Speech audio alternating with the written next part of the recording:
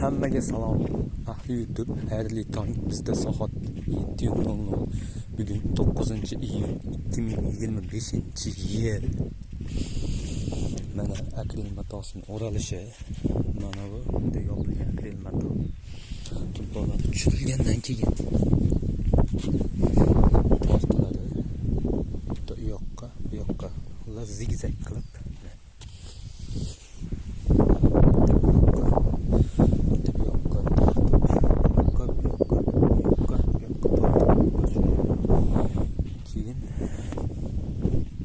o'ziga uriladi. Bu baqlajon qo'ydi. Bu tamom ketib qolyapti. Demak, baqlajon nima? Bulg'or, qalampir, peres ekilgan joylar.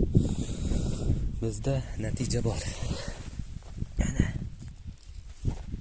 hosillar gullab hosil solib qo'ygan. Mana yana. Deyarli ko'pchiligida hosil solgan. Mana bunga kasallik deydi qanaqadir. Bilmadim bu qanday kasallik. Deyarli hammasida bor hosil.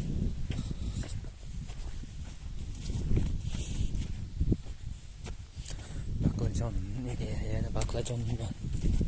Bu bor qalampir. Natija berib уже mevalar qopti mana yana. Duga simlarimiz chiqamiz endi. Akril materialni ko'rsatdim. Mana bu chekasida simli, ro'parasida chekasida tuproq bo'ladi. Ya'ni matoni suyib tashlangan. O'sha tuproq tushib turib material ho'l bo'lsa quritiladi.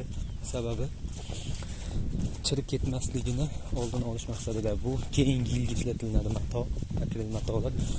Shu muddat ichida nami bo'lsa chirib ketishi mumkin. Shuni oldini olish maqsadida yaxshilab qurigandan keyin mana o ko'rinayotganimizni tortishyapti odamlar. Matoni bitta u yoqqa qilib tortib o'ziga oshib qo'ygan boshidan 1-2 metr yoki 1,5 metrdan yoyib olib turib, ichiga qaytarib tumalatib qo'yiladi.